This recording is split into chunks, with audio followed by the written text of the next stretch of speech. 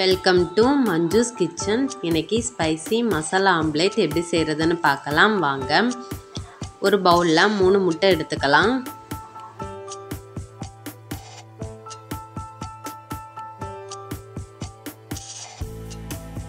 இதை நல்லா பீட் பண்ணி எடுத்துக்கலாம்.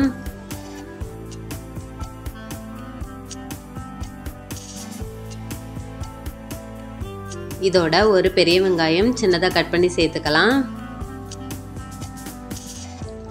ஒரு பாதி தக்காளி அதையும் சின்னதாக கட் பண்ணி சேர்த்துக்கலாம். 2 பச்சை மிளகாய், கொஞ்சமாக கொத்தமல்லி இலை, கொஞ்சமாக மஞ்சள் தூள், 1 டீஸ்பூன் மிளகாய் தூள், 1/4 டீஸ்பூன் பெப்பர், தேவையான அளவு உப்பு, 1 டீஸ்பூன் எண்ணெய், எல்லாத்தையும் சேர்த்து நல்லா கலந்து விட்டுக்கலாம்.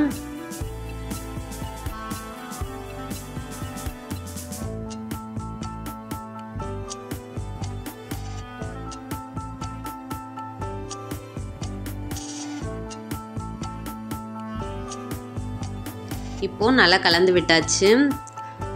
கல் நல்லா சூடானதும் கொஞ்சமாக எண்ணெய் ஊற்றிக்கலாம்.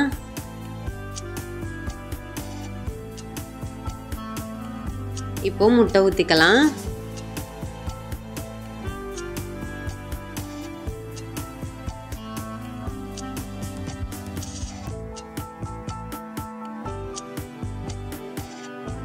இது ஒரு பக்கம் நல்லா வேகட்டும்.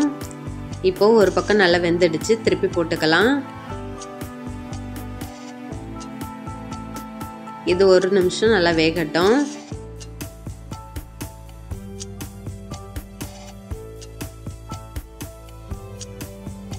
இப்போ நல்லா வெந்துடுச்சு, இதை எடுத்துடலாம்.